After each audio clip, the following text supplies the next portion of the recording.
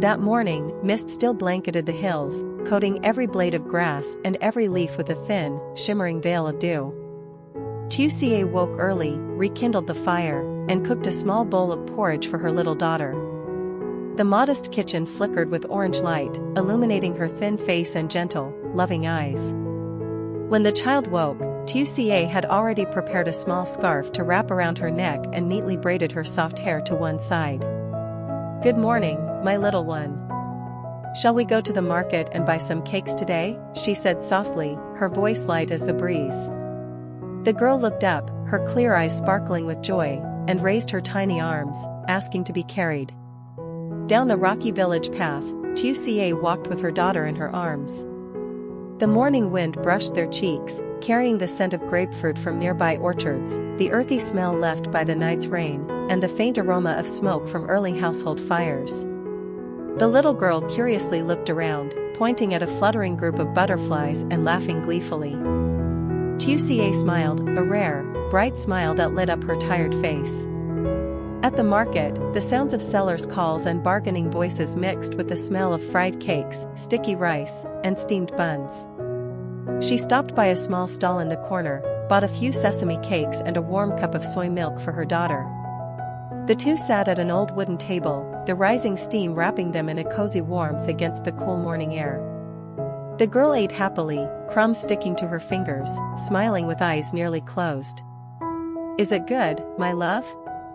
Tuca asked, her tone playful and tender. "So good," the child chirped, then lifted her cake toward her mother. "Mama, you eat with me." Tuca took a small bite, the sweetness melting softly on her tongue. Amid the market's clamor, that single moment seemed to pause in time, only the child's laughter and the young mother's gentle gaze remained. After eating, Tuca wiped her daughter's mouth and led her toward the small preschool at the end of the lane. The yellow-painted gate was faded, the signboard peeling, yet the rows of flame trees were lush and green. The teacher's voice drifted from inside, blending with children's recitations, a warm, familiar sound of peaceful mornings. But just as they reached the gate, the little girl clutched her mother's hand tightly, eyes brimming with tears. "I don't want to go to class. I want to stay home with you, Mama." Tuca paused, kneeling down to meet her daughter's eyes. She gently brushed the girl's hair and whispered, "Be good, my love. Go to class and sing with your teacher, all right? Mama will come back for you at noon, I promise. Mama has to work, so tomorrow I can buy you more cakes, okay?" The girl bit her lip, then nodded softly. Tuca kissed her forehead and handed her to the teacher. The child kept looking back until her mother disappeared beyond the gate, her little voice trembling. "Mama. I'll wait for you." Outside the school, Tuca stood still for a long moment. A soft breeze swept through, tossing a few strands of her hair. She turned to glance back, her daughter was sitting by the window, chin resting on her hands, still gazing out toward her. Tuca's chest tightened. Perhaps being a mother means learning how to walk away, even when your child's tiny hands are still holding on. On the walk home, the village road stretched beneath the gentle morning sun. Wildflowers swayed in the breeze, butterflies hovered over dew-soaked grass, and droplets sparkled on the grapefruit leaves. The air was thick with the scent of fresh earth, a portrait of tranquil simplicity. Tuca slowed her steps. The marks of yesterday's fruit basket still lingered on her shoulders, and her rough palms clenched the edge of her worn sleeve. She took a deep breath, eyes lifting toward the sky. Her heart filled with a quiet mix of peace, gratitude, and an ache she couldn't name. All she wished for was that the days ahead would be a little kinder, so her daughter could grow up surrounded by laughter, not rainstorms, and the sound of her mother stitching silent dreams back together in the night. At noon, sunlight streamed through the old tin roof of the wood workshop, casting scattered beams across the dusty concrete floor covered in sawdust. The buzz of the saws had stopped, leaving only the steady hum of industrial fans and the sharp scent of resin thick in the air. Tuan sat at the long wooden table, pouring himself a cup of cold tea as he wiped the sweat from his forehead. Just then, a car stopped outside the gate. Hung stepped out, his white shirt streaked with dust, his stride firm and brisk. Seeing him, Tuan quickly stood up, greeting warmly as he pulled out a chair. "Sit down, it's been a while since you last came to the workshop." Hung nodded, took the cup, and glanced around. The machines were quieter now, the workers fewer, the once bustling space carried a weary stillness. He spoke in a low, steady tone. "I heard the wood suppliers are about to raise prices. Has James said anything to you yet?" Tuan shook his head. "Not officially, but they hinted at it. Since the pandemic, they've been making things difficult, raising prices bit by bit, while export orders keep pushing for faster delivery. Honestly, it's getting tough to keep up." Hung was silent for a long moment, his fingers tapping lightly on the table. "What about the workers? I heard many have quit." Tuan sighed. "Yes. Most have gone to other factories. We're lucky to still have this few. No profit, just hanging on. People are losing heart." The room fell quiet again. The fan rattled faintly in the empty space. Hung looked out the window, sunlight spilled through the slats, coating the wooden planks with a thin, golden haze of dust. He spoke slowly, voice heavy with conviction. "This workshop is my father's legacy. I can't watch it fade away like this. No matter how hard it gets, we'll find another way. We can start over, but we can't give up." Tuan bowed his head, wordless. He knew Hung was right, behind those few sentences lay years of devotion, memories, and the quiet grief of someone bound to the place by both love and duty. After a pause, Hung stood and patted his shoulder. "Show me the material cost report for this month. I want to calculate what it'd take to import directly, skip the middlemen. It'll be hard, but if there's still a chance, we'll take it." He walked out. The afternoon wind carried the scent of fresh-cut wood and the blinding light of the sun. Inside his mind, numbers, contracts, and, unshakably, the image of the woman he had seen yesterday, carrying a basket of grapefruits down the hill, tangled together like threads he could no longer separate. That morning, the sky was startlingly clear. The first rays of sunlight filtered through the trees, scattering gold across the small garden in front of the house. Dew clung to every leaf, glittering like tiny crystals. The air was crisp, cool, and fragrant with the scent of damp soil and wildflowers after a night of rain. Lytutieu woke before dawn. She lit the stove, cooked a small pot of porridge for her child, then carried a basket into the garden. Her rough, sun-darkened hands carefully pressed each tender kohlrabi sprout into the loosened soil. The sound of her hoe rose and fell in rhythm with the whisper of leaves in the wind, steady, calm, like the breathing of the morning itself. After each row, she knelt to pat the soil around the stems and sprinkle a thin layer of fertilizer. Every motion was gentle and deliberate, as though tending to something precious.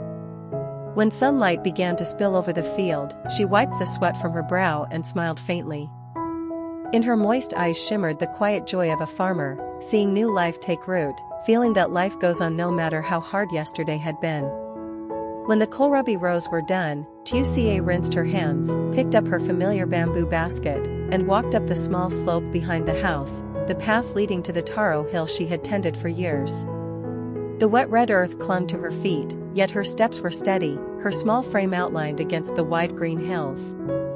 On the hill, the wind rustled through taro leaves, blending with the scent of grass and clay. It was harvest season. The tall plants swayed gently, their fat bulbs buried beneath the soil, waiting for her hands. Kneeling down, Lytutieu gripped her hoe firmly. Each strike was sure and solid. One by one, the taro bulbs appeared, round, smooth, coated in red earth. She picked them up, arranging them neatly beside her, a quiet smile playing on her lips. Birdsong echoed through the hillside, wind hissed through the trees, and the crack of breaking soil kept time, a symphony of morning labor. Across the valley, the grapefruit grove shimmered in sunlight, golden fruit glinting like drops of honey. Though the sun climbed higher, the shade of nearby trees softened the heat. Every so often, she looked up at the brilliant sky through the leaves, took a deep breath of mountain air, and bent down again to work. When the harvest was done, she trimmed the leaves and stacked the bulbs into her bamboo basket. Her calloused hands moved quickly but gently, wrapping the taro with banana leaves to keep them fresh. The basket was heavy as she hoisted it onto her back, her body tilting slightly under the weight. Sweat traced down her cheeks, yet her eyes shone with quiet contentment, the humble happiness that could brighten an entire day. At the foot of the hill, a small truck waited. A few men were already loading goods, their laughter rising in the noonday heat. Tuca set her basket down, wiped her brow, and helped weigh the taro. "The taro's beautiful this year, sis. Prices are better than last season," one of them called out cheerfully. She smiled softly. "That's good enough for me, just want to sell quick and get home to cook for my little one." He counted the money and handed it over. She thanked them, tied her empty basket, and said goodbye. The sun now blazed high, the road home gleamed with light. The wind swept down from the hills, carrying the scents of soil, grapefruit, and honest sweat. Her small figure moved steadily down the path, hand gripping the basket strap, hair tousled by the breeze. Above her, a few birds circled in the deep blue sky. Another day had passed, quiet, simple, yet within that quiet was a steadfast strength, the unspoken resilience of a woman named Tuca, who carried her world on her shoulders and kept walking. At noon, sunlight poured straight through the old corrugated roof of the wood workshop, scattering streaks of gold across the dusty concrete floor thick with sawdust. The air was heavy and stifling, the sharp scent of resin mingling with the trapped heat of machinery that had just shut down. The planers had fallen silent, only the industrial fan spun steadily, its dry rhythm cutting through the still air. From a distant corner came the faint clinking of a hammer, a sound that rose briefly, then disappeared into quiet. In a small room at the far end of the workshop, Hung sat with the foreman. The space was sparse, a weathered wooden table, a few old chairs, and a single window left slightly open. Noon sunlight filtered through the slats, glinting off a teapot that still steamed faintly. The aroma of tea mingled with the earthy scent of sawdust. They had just finished discussing the shortage of materials and the delayed shipments. The foreman set down a stack of papers, sighed, and poured another cup of tea for Hung. His tone carried a hesitant warmth. "Brother Hung, you've been working here almost every day. Why don't you stay with your mother and James for convenience? I heard your foster mother really cares for you." The question made Hung pause. He placed the cup down, tracing its rim with his finger, his gaze distant beyond the window. The sunlight hit his face, revealing a fleeting shadow of thought. "Actually," he began slowly, "they're not my real parents." The foreman froze, unsure whether to respond. Hung continued, his voice calm but heavy with memory. "Years ago, I saved my foster father from an accident. After that, he adopted me. He and his wife gave me everything: food, schooling, guidance. The man I am today. I owe it all to them. I love them as my own parents." He paused, looking out the window where the blazing light bounced off long wooden planks, making the whole place shimmer. "But between us," he said quietly, "there's always been a distance I can't cross. I call her mother, and she loves me deeply, but somehow, I still can't live under the same roof. Not because I don't want to, maybe because, deep down, I still feel like an outsider. Maybe it's a wall I built myself." The room fell into stillness. After a moment, the foreman spoke gently, "I'm sorry. I didn't mean to bring up something painful." Hung smiled faintly, a weary, forgiving smile. "It's all right. The pain's long gone, only the mark remains." He sat in silence for a few breaths, then spoke again, his tone softer, lower. "My real father was a soldier. He died in the war against the Khmer Rouge. I was too young to remember his face. Later, I lived with my uncle. He was the one who told me about my father, a brave man who believed that as long as the country had peace, every sacrifice was worth it." Hung's eyes turned toward the light spilling through the window. "When chaos came, my uncle and I fled across the border to Vietnam, but we got separated. I searched for years, never found him. Maybe he changed his name, or maybe he's gone now." His voice faltered. The fan droned steadily, and the faint crack of expanding wood echoed through the heat. The foreman looked at him quietly, then said softly, "You and I are alike. My father died when I was little too. Mom said he was a war veteran, passed away from an old wound. I don't even remember his face." Hung turned to him, eyes lowering, and nodded slowly.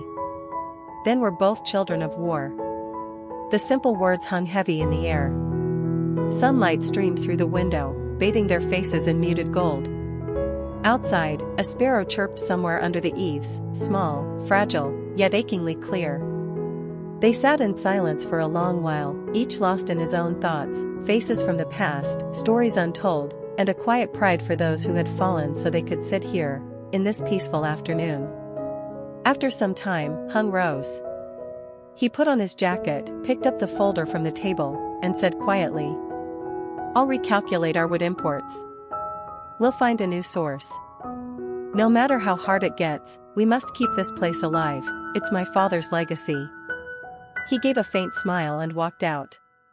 The door opened, and a gust of hot air swept in, carrying the scent of freshly cut wood and the faint noise of work from afar. In the harsh noon sun, Hung's shadow stretched long across the yard, the silhouette of a man strong and resolute, yet burdened with a quiet, lingering loneliness. In the late afternoon, as the sunlight softened, Tuca finished watering the vegetable rows and walked back toward the house. Her hands and feet were streaked with soil.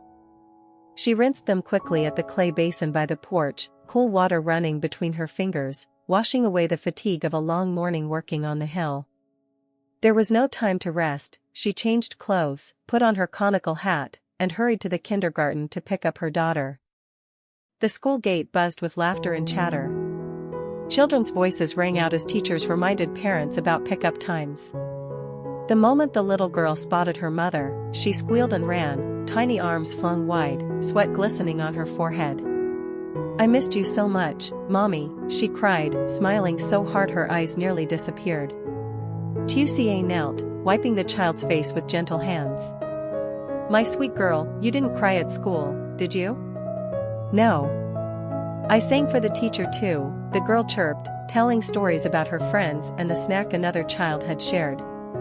A few other parents passed by. Tuca greeted them with a smile, staying to chat for a bit.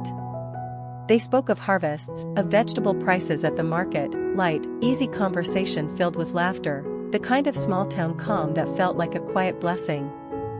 Then mother and daughter headed home hand in hand.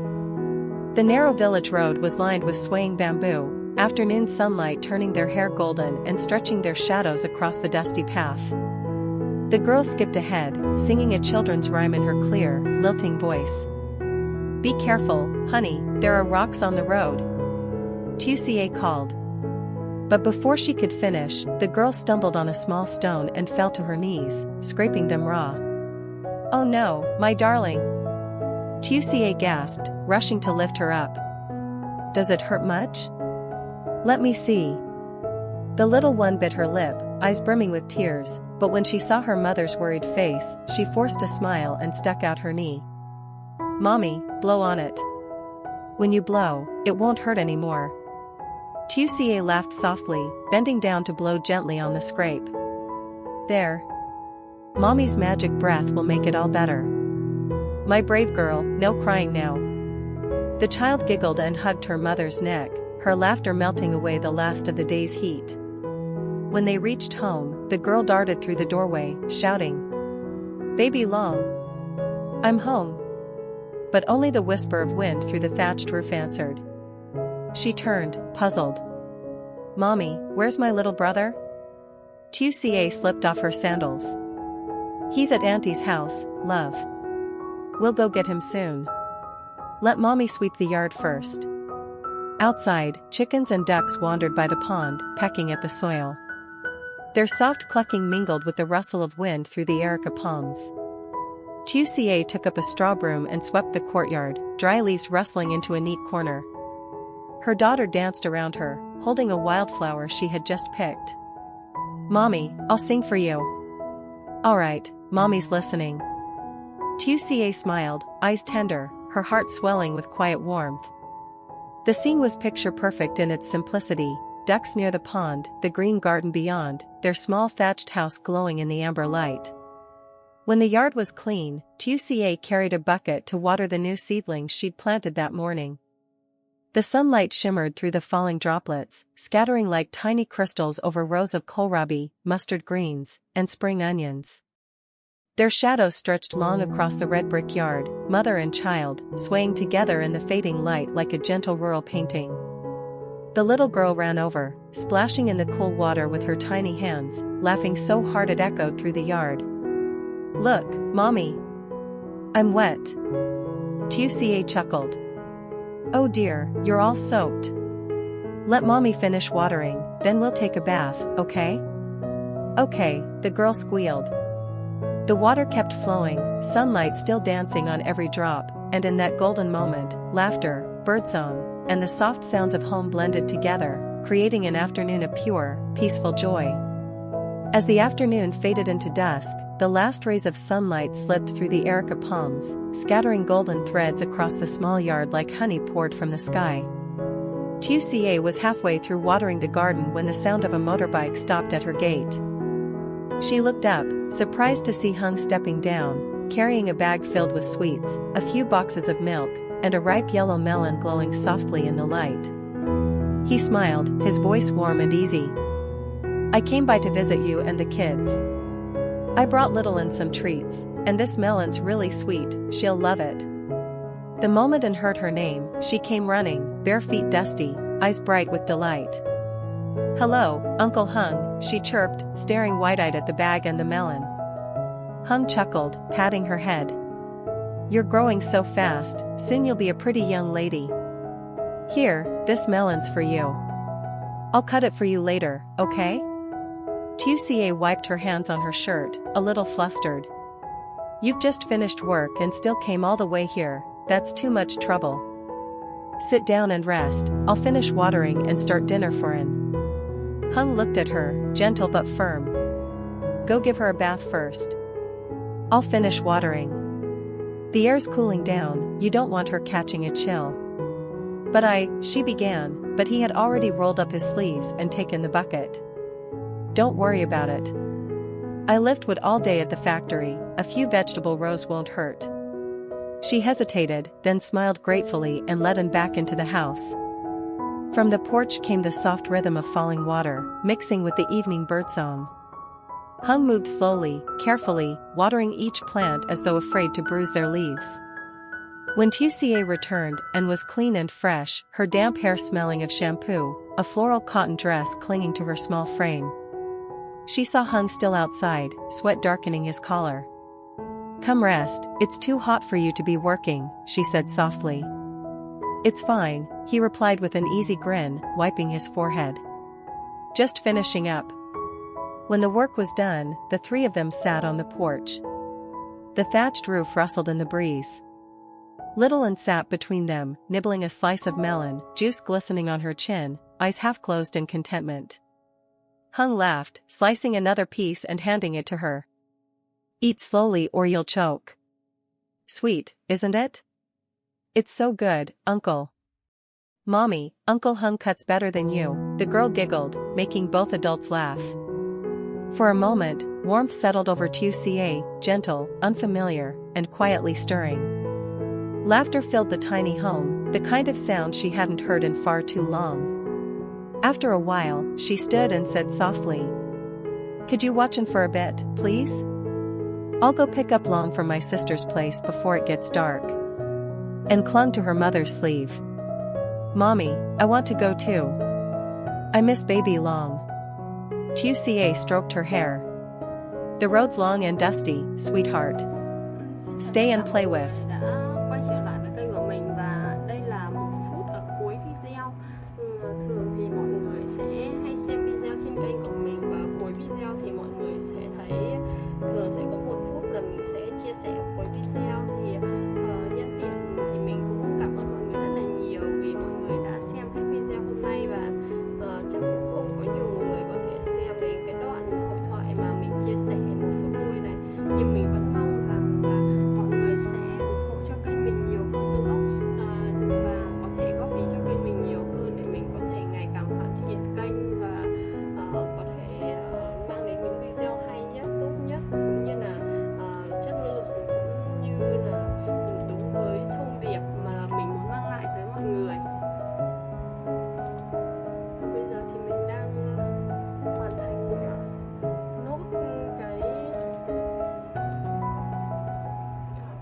cái video ra nữa thôi, rồi mình sẽ đăng tải lên YouTube. Mọi người hãy đón xem các video tiếp theo ở trên kênh của mình nha.